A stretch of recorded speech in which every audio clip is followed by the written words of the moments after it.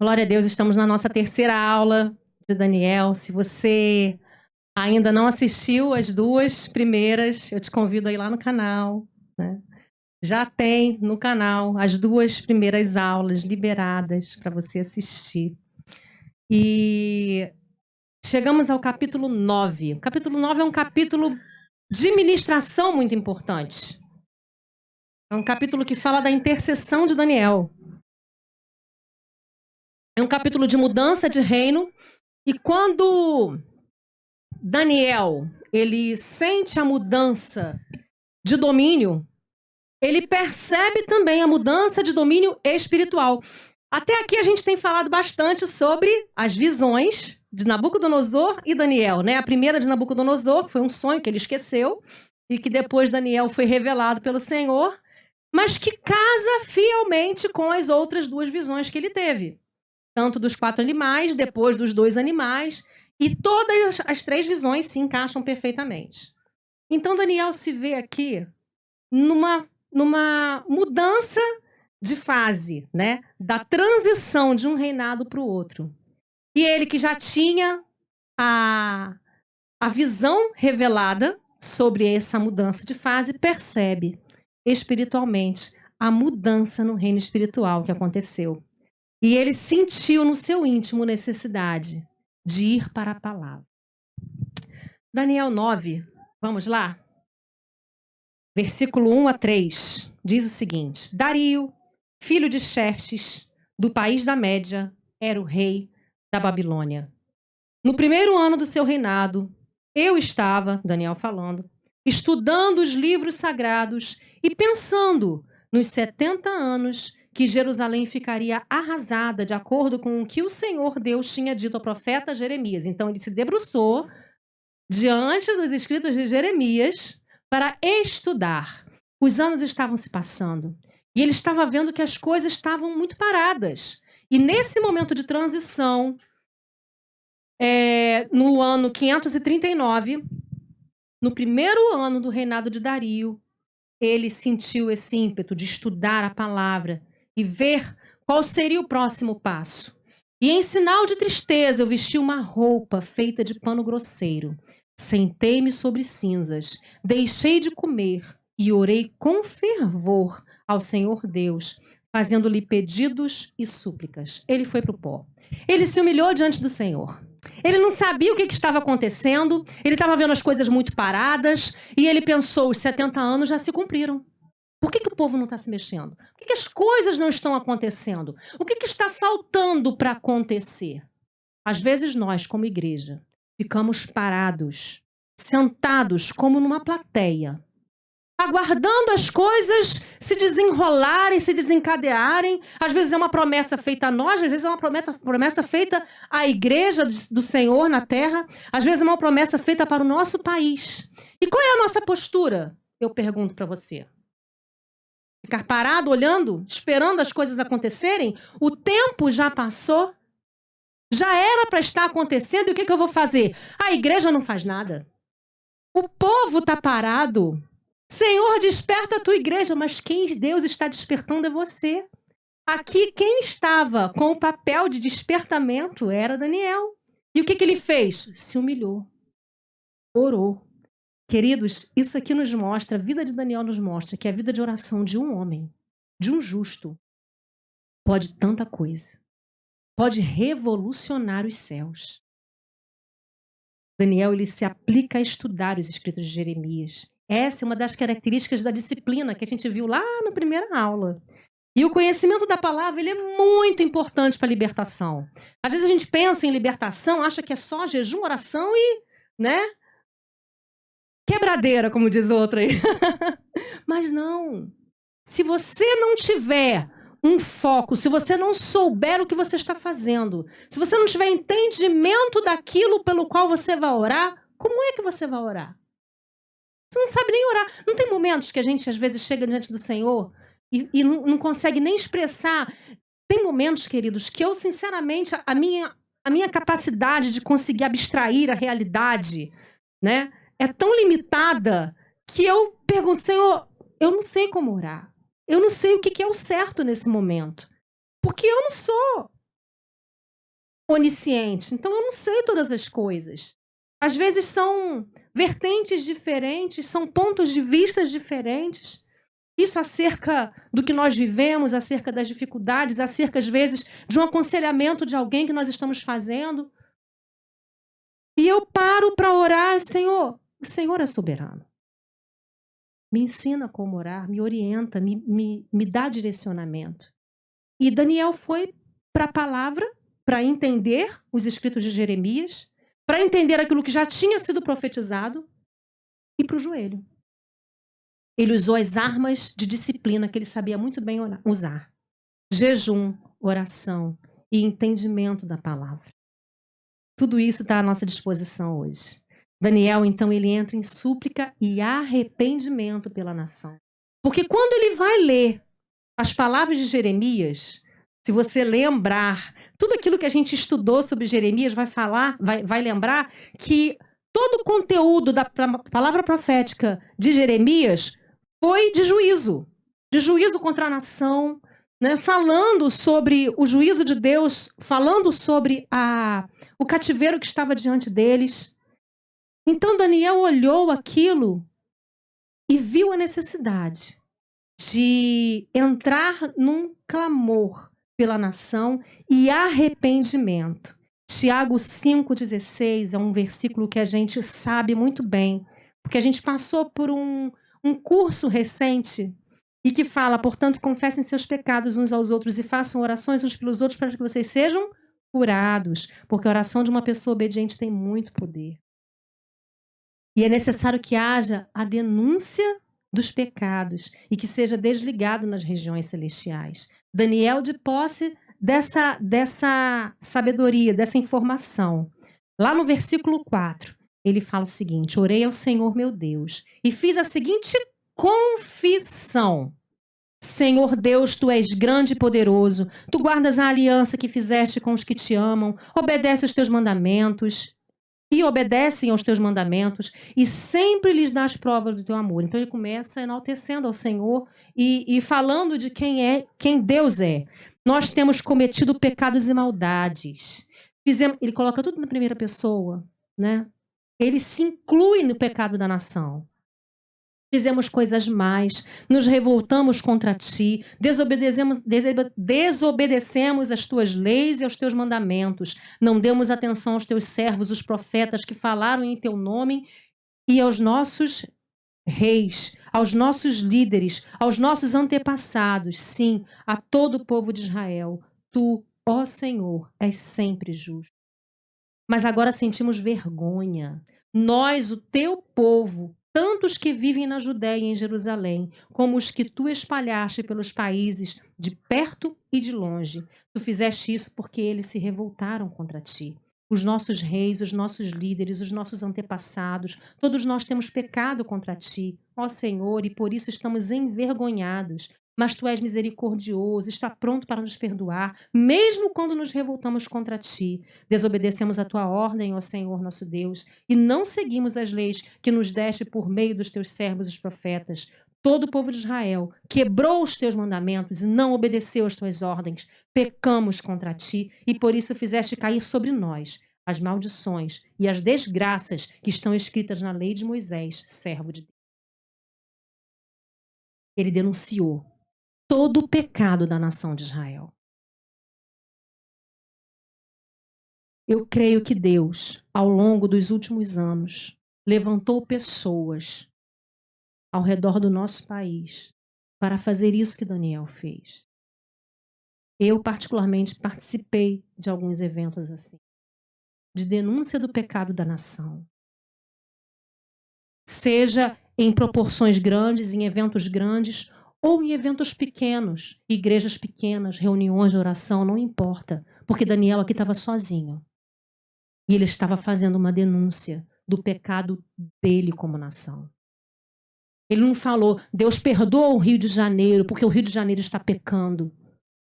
Ele falou, Senhor, perdoa nós, nos perdoe nós, cariocas, porque nós estamos fazendo isso, idolatramos, nos vendemos, somos corruptos, como nação brasileira. tem sangue inocente nas nossas mãos. Então ele foi fazendo denúncia após denúncia. E não é assim que a gente aprende. Não foi isso que a gente aprendeu no curso recente que nós fizemos. E eu separei aqui 4 passos que mostra o que nós precisamos fazer e o que de fato Daniel também fez. O primeiro é o arrependimento. Quando ele olhou e viu os escritos de Jeremias, o que a nação estava fazendo, a primeira coisa que ele fez foi se arrepender. E ele se humilhou. Depois, denunciar o pecado. Ele começou a relatar pecado a pecado. E a renúncia acompanhada de pedido de perdão. Então ele denunciou, renunciou e ao mesmo tempo pediu perdão. E isso, né, gerando também mudança de atitude, mudança de comportamento. Então esses conceitos não são para nós conceitos novos. Daniel 16 continua, aí já falando sobre o perdão. Ó Senhor, tu és misericordioso. Portanto, não continues irado e furioso com Jerusalém, que é a tua cidade, o teu monte santo, por causa dos nossos pecados e dos pecados dos nossos antepassados. Os povos de todos os países vizinhos zombam de Jerusalém e do teu povo. Ó nosso Deus, ouve a minha oração e atende a súplica desse teu servo, para que todos saibam que tu, Senhor, és Deus. Derrama as tuas bênçãos sobre o teu templo, que agora está abandonado. Ouve, meu Deus, e atende a minha oração. Abre os olhos e vê a nossa desgraça e olha para a tua cidade. Fazemos os nossos pedidos por causa da tua grande compaixão e não porque sejamos bons e honestos. Ouve, Senhor, perdoa-nos, Senhor, atende-nos, Senhor, e vem nos ajudar, para que todos saibam que tu és Deus. Não demores em nos socorrer, ó meu Deus, pois nós somos teu povo e Jerusalém é a tua cidade.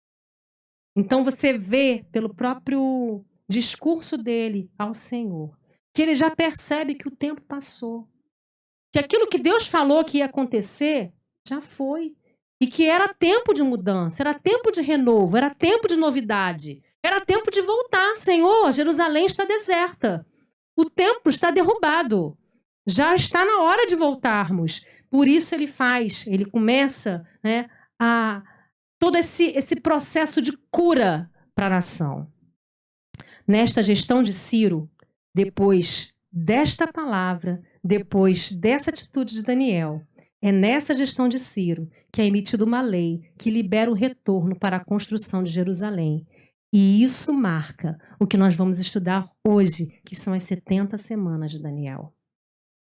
Por causa da atitude de Daniel. Imagine que se Daniel tivesse simplesmente tranquilo, ele era um cara que já estava com uma certa idade, ele já estava há anos no poder, porque ele tinha uma situação financeira boa, uma posição, né, de relevância em todos os reinados, porque ele era um camarada que tudo que ele fazia dava certo. Ele tinha, como disse a própria mãe, né, de Belsazar, ele tinha a luz dos deuses santos, a sabedoria dos deuses santos. Então, ele tinha revelação. Então, ele caía na graça de todo o dominador que chegava ali, ele caía nas graças. E, normalmente, era colocado como o primeiro, mais importante, mais sábio, o líder de todos, o chefe. Então, ele estava tranquilo. Ele estava bem. Então ele poderia simplesmente ter pensado, eu já estou coroa já, outra pessoa mais nova, um sangue novo aí, que se dê pelo povo, que busque, que se rasgue. Porque meu tempo já está passando, meu tempo já foi. Sabe, agora deixa eu descansar, eu estou na fase da aposentadoria, deixa eu descansar um pouquinho. Agora é hora de relaxar, mas não. Ele pegou para ele, porque ele estava tendo aquela missão de se entregar pelo arrependimento. E isso marcou o início das 70 semanas. E é o que a gente vai estudar agora, a visão das 70 semanas de Daniel. É um estudo que é muito debatido, tem várias linhas teológicas a respeito de quando se dá esse período.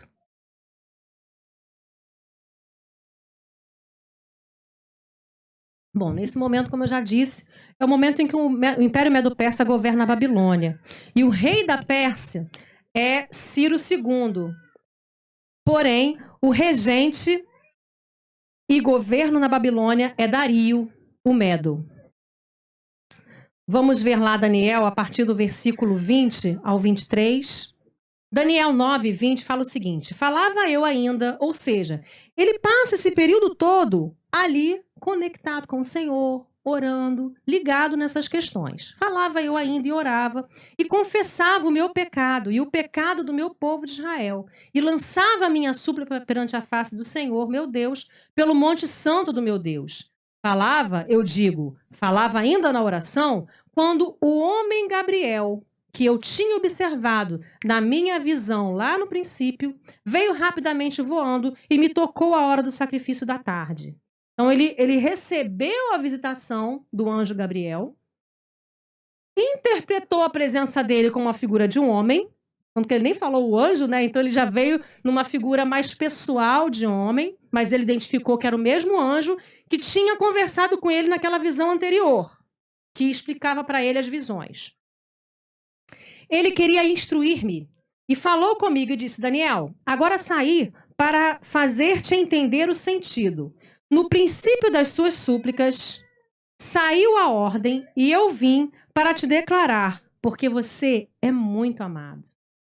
Considera, pois, a coisa e entende a visão. Eu não sei vocês.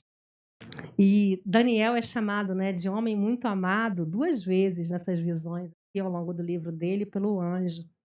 Mas quando Deus fala comigo, você é um homem, você é muito amada, né? Eu me derreto toda. Porque a gente sabe que Deus nos ama, mas quando a gente escuta dele é diferente, né?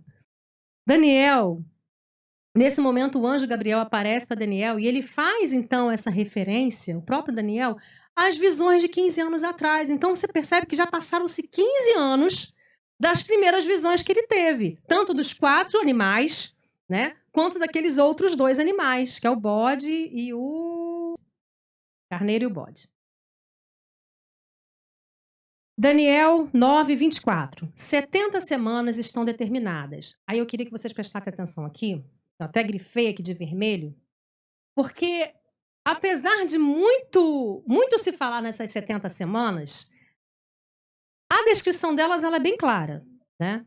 70 semanas estão determinadas sobre o teu povo e sobre a tua santa cidade, para fazer cessar a transgressão, dar fim aos pecados, expiar a iniquidade, para trazer justiça eterna, selar a visão e a profecia e para ungir o santo dos santos.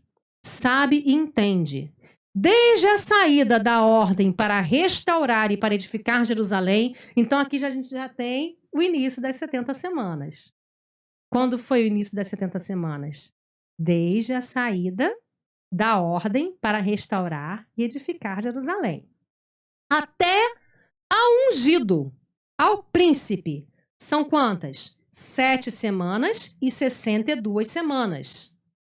Isso dá 69 semanas. As praças e as circunvalações se reedificarão, mas em tempos angustiosos. Depois das 62 semanas, será morto o ungido, e já não estará. E o povo de um príncipe que há de vir destruirá a cidade e o santuário, e o seu fim será num dilúvio, e até ao fim haverá guerra. Desolações são determinadas.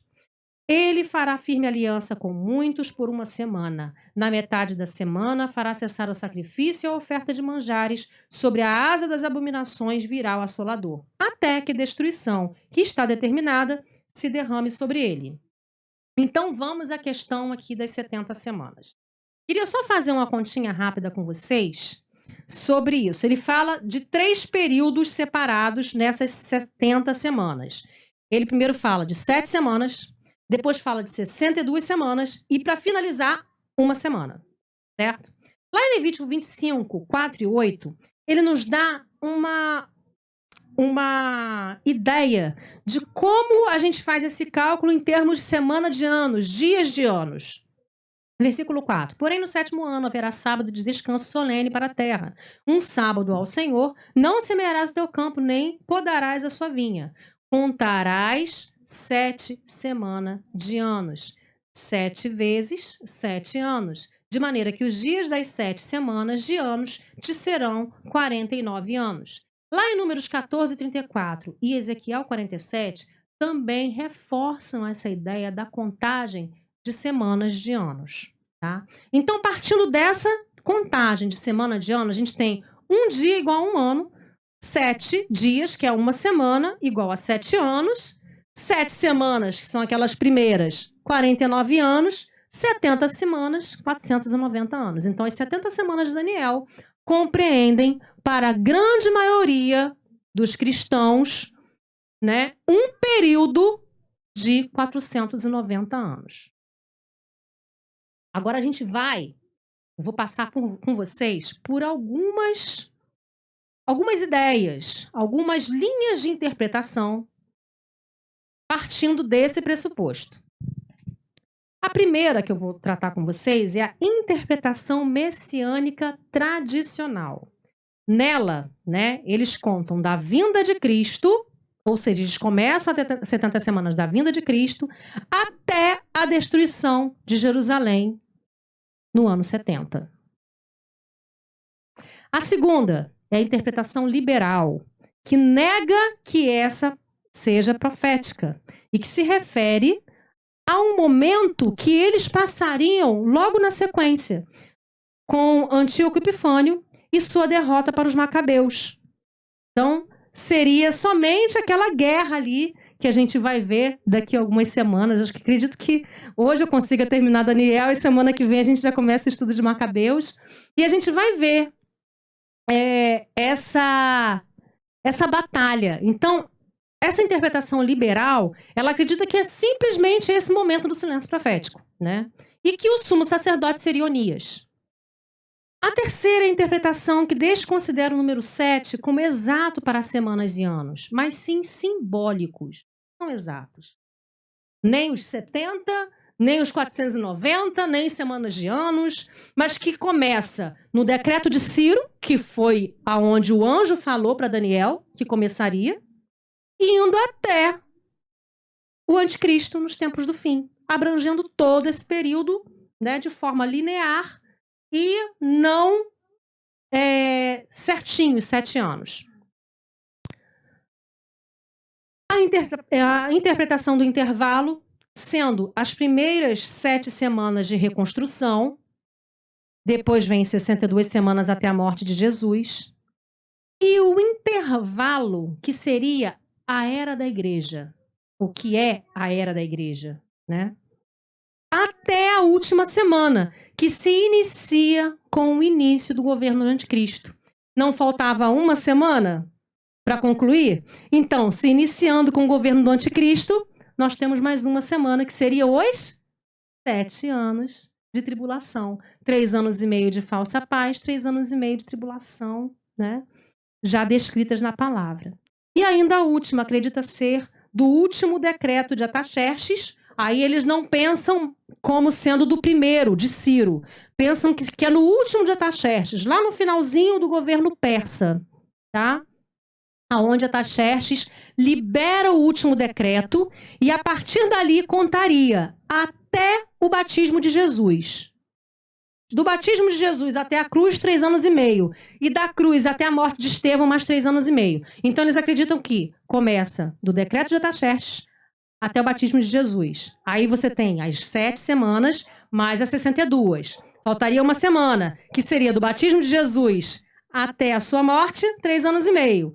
Da sua morte até a morte de Estevão, que foi o primeiro mártir, 3 anos e meio, encerrando assim a última semana. E encerraria-se na morte de Estevão, né, que seria um novo...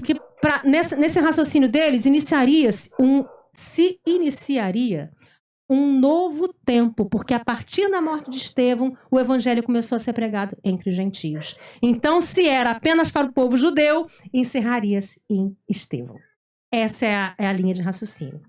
Só que a grande maioria de teólogos que estudaram todo esse... Porque você entende que você tem que estudar Daniel, as profecias de Daniel e as profecias de João no Apocalipse, nas palavras de João no Apocalipse. Então, fazendo, né, esse apanhado de profético, A grande maioria se divide em duas questões. Ou é literal as 7 semanas de ano, e nós temos o intertício da igreja, que é a era da igreja, que começa na morte de Jesus e termina na vinda do anticristo, quando o anticristo faz ali o seu acordo de paz com Israel, encerrando ali a era da igreja. Então esse seria o intervalo. Ou a outra linha também que é muito considerada é a que é fictícia.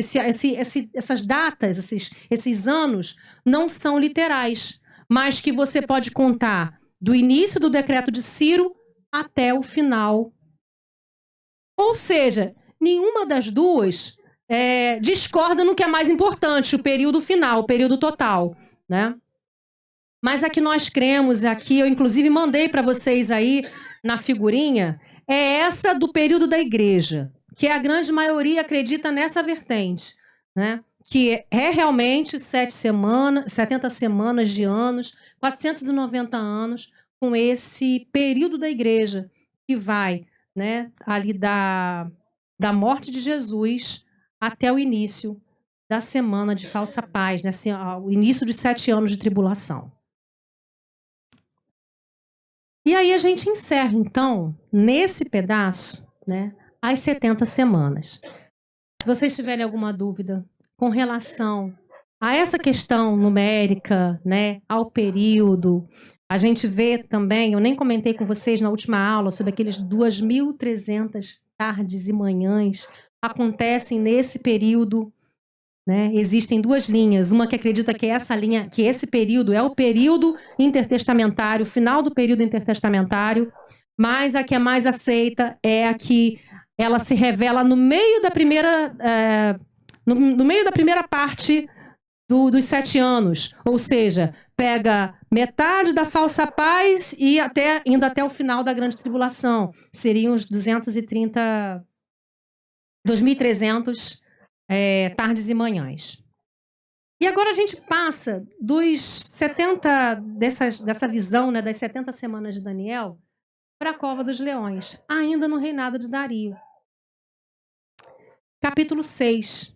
A gente deu alguns saltos, foi e voltou nos capítulos por causa da cronologia dos fatos. Mas no capítulo 6 é o episódio em que Daniel se vê mais uma vez testado no seu caráter, na sua identidade. Versículo 1. Pareceu bem a Dario constituir sobre o reino 120 príncipes que estivessem sobre o reino. Sobre eles, 3 presidentes, dos quais Daniel era um, aos quais estes príncipes dessem conta para que o rei não sofresse dano. Então, o mesmo Daniel sobrepujou a esses presidentes e príncipes, porque nele havia um espírito excelente. Lembra que eu falei para vocês? Entra governo, sai governo. Ele é sempre tido como o melhor dos melhores. O rei pensava em constituí-lo sobre todo o reino. Então, os presidentes e os príncipes procuravam achar ocasião contra Daniel a respeito do reino, mas não podiam achar ocasião ou culpa alguma, porque ele era fiel e não se achava nele erro ou culpa. Então, esses homens disseram: nunca acharemos ocasião alguma contra este Daniel, se não a acharmos contra ele na lei do seu Deus. Dario, então, aqui a gente vê nesses versículos, que ele pegou todo o reinado dele e dividiu em 120 satrapias.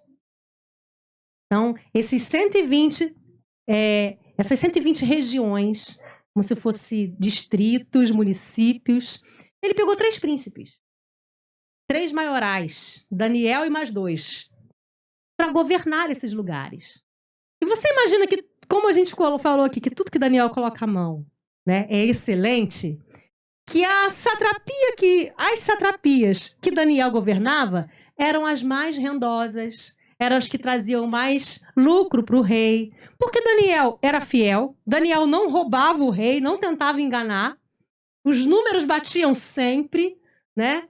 E tudo prosperava nas mãos dele. Então, o que o rei pensou? Não, eu vou unir tudo Vou transformar tudo numa regência só e vou colocar Daniel, que é o melhor deles, né, para supervisionar, porque se Daniel está conseguindo ter o lucro, está conseguindo ter, né, o resultado que ele está tendo nas satrapias dele, com certeza vai melhorar se eu colocar ele acima de todos. E isso não precisa dizer que gerou uma inveja muito grande. E se vocês pararem para pensar também, os outros dois príncipes, né, certamente eram do governo, né, dos medos e persas, e eles olhavam assim, gente, esse cara, ele continua sendo um escravo. E como pode ter essa honra toda?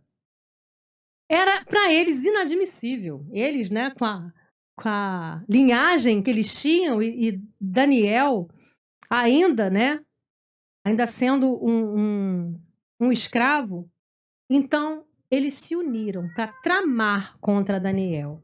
Mais uma vez, por ser diferente, por sobressair, Daniel, ele era um alvo desses outros príncipes.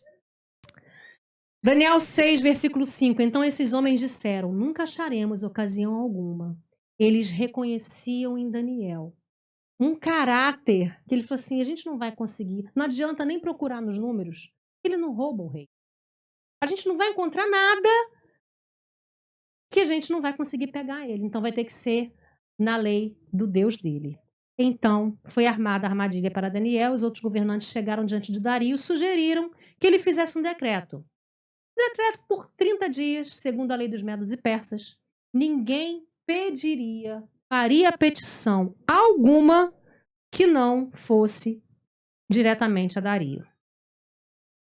E a reação de Daniel quando soube disso? Quando chegaram para Daniel e falaram, quando Daniel soube da petição, do decreto do rei, Daniel, pois quando soube que o edito estava assinado, a primeira coisa que ele fez, entrou em sua casa. Ora, havia no seu quarto janelas abertas para o lado de Jerusalém. E 3 vezes no dia se punha de joelhos e orava, e dava graças diante do seu Deus, como também antes costumava fazer. Ou seja, não era uma afronta a Dario, porque a partir daquele momento tinha um decreto, porque ele já costumava fazer isso. E ele não entrou dentro de casa e fechou as janelas para fazer isso em oculto, porque ele não fazia em oculto antes. Ele ia continuar sem fazer em oculto. Então se apresentaram ao rei a respeito do edito real e disseram: porventura não assinasse? Mas é muita empáfia, né? Eles provocaram o rei para fazer o decreto. O rei foi e assinou. E agora eles vão diante do rei. Vem cá, o senhor não chegou a assinar um decreto falando, um edito falando isso? Pois é, Daniel, que é um dos filhos dos cativos de Judá, olha como é que realça a condição de Daniel. Ele é cativo de Judá. Não tem feito caso de ti, ó rei, nem do edito que o Senhor assinou. Antes, 3 vezes por dia faz a oração. Ouvindo então o rei essas palavras, ficou muito penalizado. E a favor de Daniel propôs dentro do seu coração livrá-lo.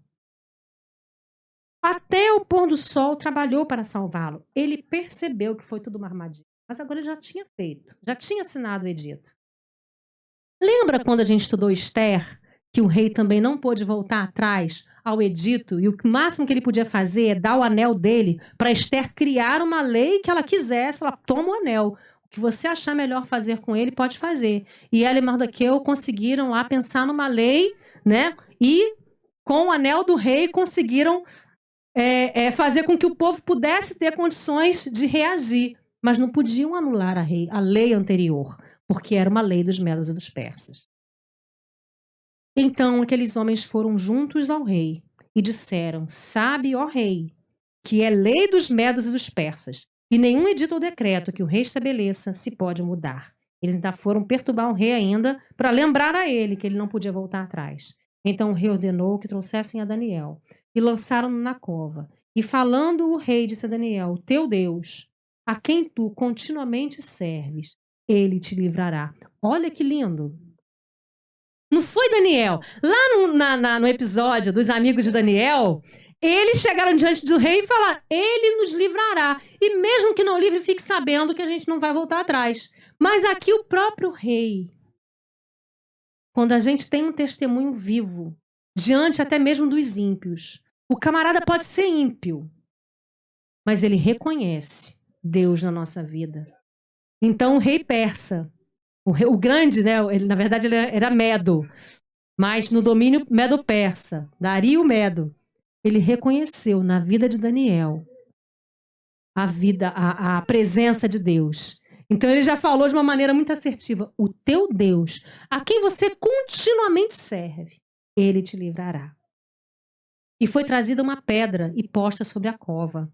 E o rei a selou com o seu anel e com o anel dos seus senhores, para que não se mudasse a sentença acerca de Daniel.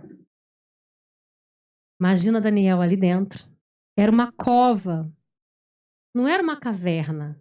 Às vezes as pessoas pensam assim, né, que tem muitas ilustrações infantis, né, que mostra assim uma caverninha com grade, assim, a luz entrando.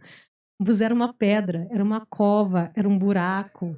Tinham leões lá dentro, lá embaixo. Imagina que eles jogaram Daniel ali embaixo, deixaram Daniel descer e tamparam. E os leões estavam lá, Daniel não dava nem para ver.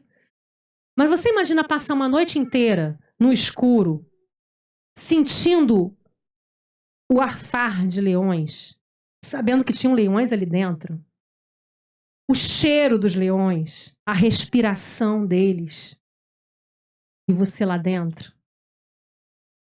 Então o rei se dirigiu para o seu palácio, versículo 18 a 22, e passou a noite em jejum. O rei não queria comer. Trouxeram instrumentos de música para alegrar o rei. Ele não queria escutar música. Ele estava triste, ele estava angustiado. Uma vez eu assisti um desenhozinho das meninas, quando elas eram menores, e mostrava Dario andando de um lado para o outro, de um lado para o outro. E o sol nasceu e Dario andando de um lado para o outro.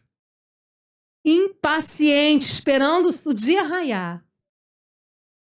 E pela manhã, ao romper do dia, levantou-se o rei, foi com pressa à cova dos leões, e chegando-se à cova, chamou por Daniel com voz triste. E disse o rei a Daniel: Daniel, servo do Deus vivo, dar-se-ia o caso que o teu Deus, a quem tu continuamente serves, tenha podido livrar-te dos leões? Então Daniel falou: ó rei, vive para sempre. O meu Deus enviou o seu anjo e fechou a boca dos leões para que não me fizesse dano, porque foi achada em mim inocência diante dele, e também contra ti, ó rei, não tenho cometido delito algum. E aí você pensa assim, mas por que ele precisou falar para o rei que ele era inocente, que não tinha cometido delito algum? Porque era uma crença da época que quando você sentenciava alguém à morte, se essa pessoa sobrevivesse, é porque as divindades o livraram. E então estava provada a sua inocência. A acusação havia sido injusta. Por isso que Daniel, depois de ter sobrevivido a essa tentativa de assassinato, ele declarou: rei, está mais do que provado que eu sou inocente. Então ficou claro para o rei que tudo isso não passava de um plano para matar Daniel. E o rei ordenou, e foram trazidos aqueles homens que tinham acusado Daniel, e foram lançados nas covas dos leões, eles, seus filhos, suas mulheres, e ainda não tinham chegado ao fundo. Então, realmente era um buraco ali, que foram descidos, não tinha chegado ao fundo da cova, quando os leões se apoderaram deles e os esmigalharam com todos os ossos. Então o rei Dario escreveu a todos os povos, nações, línguas que moram em toda a terra: a paz vos seja multiplicada. Da minha parte é feito um decreto pelo qual, em todo o domínio do meu reino, os homens tremam e temam diante do Deus de Daniel, porque ele é o Deus vivo e que permanece para sempre, e o seu reino não se pode destruir, e o seu domínio durará até o fim. Olha que voz profética se levantou no meio dos ímpios. Olha o que... Porque isso aí foi espontâneo, né? Foi brotando de dentro de Dario toda essa palavra, porque ele veio falando coisas que ainda iriam acontecer, né? O seu reino não se pode destruir, seu domínio durará até o fim. Ele salva, livra, opera sinais e maravilhas nos céus e na terra. Ele salvou e livrou Daniel do poder dos leões. Este Daniel, pois, prosperou no reino de Dario e no reinado de Ciro, persa. Queridos, assim foi na vida de Daniel, do início ao fim. É tremendo como você vê quando uma pessoa, desde o início, lá no capítulo 1, Daniel propôs no seu coração não se contaminar. E ao longo de toda a sua vida, uma vida que ele poderia ter vivido, pobre de mim, que sou, estrangeiro nessa terra, sou servo, sou escravo, me fizeram eunuco, não posso ter família. Ele podia ficar lá lamentando as mágoas, mas não. Ele decidiu, ele se determinou no coração ser diferente, fazer diferença.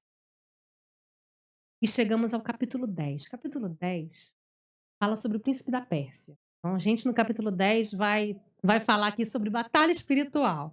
No terceiro ano de Ciro, já um pouquinho lá na frente, rei da Pérsia, Daniel, chamado de Beltesazar, recebeu uma revelação. A mensagem era verdadeira e falava de uma guerra, de uma grande guerra. E numa visão veio o entendimento da mensagem. Naquela ocasião, eu, Daniel, passei 3 semanas chorando. Ou seja, o espírito se compungiu dentro dele e ele se lamentou durante 3 semanas. Não comi nada saboroso, nem carne nem vinho provei, não usei nenhuma fragrância perfumada, até que se passassem as 3 semanas. Ou seja, esse é aquele tão famoso jejum de Daniel, aonde ele comeu legumes, água e nem se perfumou, não tomou banho. Ou seja, ele tomou uma atitude de humilhação, de humildade diante do Senhor. Então ele foi pro pó. Ele comeu apenas para a subsistência. Então, tudo que era delícia, gostoso, diferente, deixou de lado. Não comeu, não tomou bebidas diferenciadas. E olha que ele é uma pessoa próspera. Devia morar num casarão muito bom, ter tudo do bom e do melhor, mas abriu mão de tudo. Aqui Daniel já estava, provavelmente com mais de 90 anos, já estava idoso. E isso aconteceu 10 dias depois da Páscoa, no 24º dia do primeiro mês. E aí ele tem uma visão, que eu vou fazer o paralelo dessa visão com vocês. Não vou ler o texto para não ficar muito comprido, a gente já está lendo e vai ler ainda muito mais. Mas lá em Daniel 10, do 4 a 9, ele descreve uma figura muito parecida com o Apocalipse, capítulo 1, que João viu, de versículo 12 a 18. Compara comigo lá. Ele vê um homem vestido de linho. João diz que vê um homem com vestes compridas. Um cinto de ouro. João fala a mesma coisa. Eu vi um cinto de ouro. Um corpo como berilo. Berilo é uma pedra preciosa dourada, resplandecente. Então, um corpo dourado. O João já fala sobre os cabelos brancos. Daniel não fala nada sobre os cabelos, mas fala do rosto como um relâmpago. E os dois falam dos olhos. Daniel fala olhos como tocha e João fala olhos como chama de fogo. Braços como bronze polido. Voz como de multidão. João fala da voz como de muitas águas. Daniel caiu, perdendo os sentidos. João caiu como morto. Então, a visão tanto de Daniel quanto de João, elas são muito semelhantes. E a reação dos dois foi idêntica. Os dois perderam as forças. Os dois perderam os sentidos. Os dois desabaram diante da presença da figura que foi colocada diante deles. Sobre o conteúdo da visão de Daniel, a partir do versículo 10, ele declara: eis que certa mão me tocou. Nesse momento, ele não fala que mão é essa. Uma mão tocou ele. Nessa visão, ele vê 3 anjos, três figuras. Pode ser aqui Gabriel, Miguel e Jesus, mas ele não fala, ele só descreve este homem. Em João, a gente sabe que é Jesus, com certeza, então a gente pode deduzir que essa figura que ele descreve aqui tenha sido Jesus, mas aparecem outros 2. um desses outros dois toca ele. Sacudiu-me e me pôs sobre os joelhos e as palmas das minhas mãos. Então ele ficou de 4 ali, né? Sobre os joelhos e as palmas das mãos. E ele me disse: Daniel, homem muito amado, está atento às palavras que vou te dizer. Levanta-te sobre os teus pés, porque eis que te sou enviado. Ao falar ele comigo esta palavra, eu me pus de pé tremendo. Então me disse: não temas, Daniel, porque desde o primeiro dia que aplicaste o coração a compreender e a humilhar-te perante o teu Deus, foram ouvidas as tuas palavras, e por causa das tuas palavras é que eu vim. Então, o jejum de Daniel desencadeou uma reação no reino espiritual que culminou numa visão. Mas o príncipe do reino da Pérsia me resistiu por 21 dias. Porém, Miguel, um dos primeiros príncipes, veio para ajudar-me e eu obtive vitória sobre os reis da Pérsia. Então a gente sabe que esse que fala com ele não era Miguel. Era um anjo mensageiro. Porque esse anjo mensageiro... E também não era Jesus, porque o príncipe da Pérsia não resistiria diante de Jesus. Então era um príncipe... Desculpa, era um anjo mensageiro, que pode ser Gabriel, que foi o anjo mensageiro ao longo de todo o período ali de Israel. Né? Foi o que veio também trazer a Zacarias, quando a esposa Isabel ia ficar grávida. Foi quando ele veio falar com Maria, né? Era o mesmo anjo mensageiro.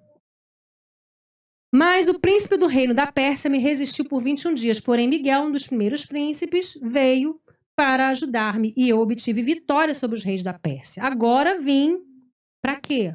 Para fazer-te entender o que há de se suceder ao teu povo nos últimos dias. Então, essa visão que ele teve aqui é para os últimos dias. Por quê? A visão se refere a dias ainda distantes. E aí a gente dá uma pausa aqui. Um dia, a gente pode até fazer um estudo sobre angelologia, falando sobre a hierarquia dos anjos, dos demônios, mas aqui só nesse pedaço a gente já pode aqui falar que nós temos anjos, arcanjos, serafins e querubins. A gente sabe que a Bíblia se refere a Satanás como um querubim ungido. E que os serafins, eles estão ao redor do trono de Deus como figuras de adoração, então são adoradores. Então a gente tem 2 tipos de anjos, 2 hierarquias de anjos que militam aqui na Terra. Uns que são anjos mensageiros, que são os anjos, e os arcanjos, que são os príncipes, que são anjos guerreiros. Então um dos arcanjos que a Bíblia fala o nome, na verdade é o único, é Miguel. E os anjos mensageiros, Gabriel. Então você vê que Gabriel se deparou com o arcanjo do mal, que era um príncipe da Pérsia. E ele não teve autoridade espiritual para confrontar de frente esse príncipe da Pérsia. Um arcanjo do mal, o príncipe da Pérsia, deteve esse anjo mensageiro. E a oração de Daniel liberou a ação de um príncipe. Olha como é importante a oração da igreja, a nossa oração. Quando o pastor Adriano, no início do ano, falou pra gente, na verdade foi no final, né, no finalzinho do ano, falou pra gente ler Este Mundo Tenebroso, é pra gente ter uma noção de como o reino espiritual trabalha.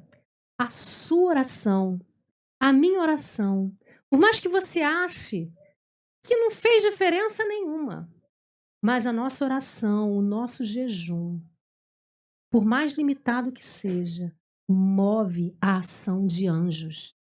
Você pode mover um arcanjo ao seu favor, ao favor da sua família, ao favor da sua cidade, por sua oração e o seu jejum. Olha que tremendo isso. Daniel fez um jejum de 21 dias. E nesse jejum de 21 dias, eu creio que ele se absteve não só da alimentação e dos ungüentos, mas até mesmo das responsabilidades, porque ele era um homem importante. Ele parou de viajar, de resolver problemas, com certeza delegou às pessoas que estavam à volta dele e falou assim, agora eu vou me retirar para falar com o meu Deus. E ficou 21 dias ali, ó, focado. Senhor, eu quero essa resposta. Enquanto isso, né, o príncipe da Pérsia prendendo a visão que ele precisava receber. Efésios 6, de 10 a 18, fala que a nossa oração, ela é uma arma poderosa. Orando com toda oração e súplica no Espírito e vigiando por todos os santos. É o nosso papel como guerreiros. Né? Depois que ele relata aqui a armadura, né, de Efésios 6, a partir do versículo 10. Mas que a oração é uma arma de guerra poderosa. E é a partir daí que se inicia o primeiro retorno. Ou seja, imagine que Daniel tenha feito apenas aquela primeira parte que a gente viu no capítulo 9, que era a oração de entrega, de renúncia. Fiz a minha parte, orei, pedi perdão pela nação, denunciei o pecado, me arrependi, quebrei a maldição, desliguei no reino espiritual toda a legalidade de Satanás contra o povo de Deus. Agora Ciro já mandou o decreto, tudo vai fluir. Fluiu? Não. Porque o reino das trevas não queria o retorno de Jerusalém, não queria a reconstrução dos muros, não queria a reconstrução do templo, porque todo o intento de Satanás era destruir de uma vez por todas os judeus. E ele não queria que os judeus se aninhassem novamente em Jerusalém. Então Daniel se viu impelido a continuar aquela batalha. E foi por isso que ele jejuou. E foi por isso que ele foi orar. Por quê? O decreto foi dado, mas alguém saiu para ir para Jerusalém? Ninguém. O que adianta um decreto se ninguém se prontifica aí? Se as pessoas continuam lá dormentes? Cada um quieto no seu canto, né? Todo mundo tranquilo. E quando a gente estudou, eu lembro que o pastor Adriano aqui, quando deu Neemias, Esdras de Neemias, né? Uma das características que a gente viu era que as pessoas simplesmente continuaram. Muita gente quis continuar na Babilônia, porque a vida estava boa. A vida estava tranquila. Então eles não queriam continuar, não queriam voltar para Jerusalém, para fazer esforço, reconstruir o templo, reconstruir a cidade. Não, minha vida está boa aqui na Babilônia. Olhando para o seu próprio umbigo. Olhando para sua própria, né, para o seu próprio bem-estar. Então Daniel foi para o joelho. Senhor, algo tem que acontecer. E aí todos esses fatos se desenrolam. Daniel 10, 20, ele disse: Sabes por que eu vim? O anjo disse a ele: Eu tornarei a pelejar contra o príncipe dos persas. E saindo eu, eis que virá o príncipe da Grécia. Esse anjo já falou. Eu estou saindo, vou voltar para pelejar contra o príncipe da Pérsia, mas vem outro principado pela frente. Mas eu te declararei o que está expresso na escritura da verdade, e que ninguém há que esteja ao meu lado contra aqueles, a não ser Miguel, o vosso príncipe. Aqui ele fala uma coisa escondidinha, mas que dá para a gente pegar, né? Pescar. Que nesse momento, esse anjo estava contando com a intercessão de Daniel. Mas que quando ele fosse pelejar contra o príncipe da Grécia, não haveria ninguém. Por quê? Porque o príncipe da Grécia, ele estaria dominando durante o período intertestamentário, que era o silêncio profético. E a gente já viu, e vai ver ainda, que nesse silêncio profético, a palavra de Deus ela é calada, a fé ela é calada, e as pessoas param de orar, param de buscar o Senhor, o culto começa a ser religioso, a adoração começa a ser corrompida, e o anjo declara a necessidade de continuar guerreando contra esse príncipe da Pérsia. Durante este período, vamos ver a marca da Grécia no silêncio profético e as 4 cabeças da razão. Bom, encerramos aqui o capítulo 10. O capítulo 11, o capítulo 11 fala do silêncio profético e o capítulo 12 vai encerrar de maneira linda o livro de Daniel. Bom, então, quinta-feira que vem, a gente conclui e espero, inclusive, já, de repente, a gente conclui já começando alguma palhinha da introdução de Macabeus. Amém? Deu para ficar clara essa questão das 70 semanas? Né? Essa conversa aqui de Daniel com o anjo, ela continua no capítulo 11. É interessante dizer, já concluindo, que o livro de 1ª e 2ª Macabeus que a gente vai estudar não são livros canônicos, mas são livros históricos, né? São livros que contam uma história. Não é porque ele não está na Bíblia que não existiu. A gente, às vezes, não usa livros de apoio, arqueologia, historiadores, até mesmo para entender o cenário, o contexto da época. Então, é isso que a gente vai fazer. A gente não vai fazer com que o livro de Macabeus seja um livro que nos norteie espiritualmente, de forma alguma. Ele continua e continuará sendo um livro não canônico, não inspirado, mas que conta um período da história que a Bíblia não narra, não conta. Mas que nesses 2 capítulos de Daniel aqui, o que a gente acabou e o que a gente vai estudar quinta-feira que vem, já dá uma palhinha do que seria. Então, Daniel, ele não vai vivenciar esse período.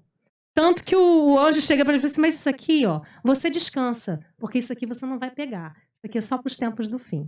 Amém?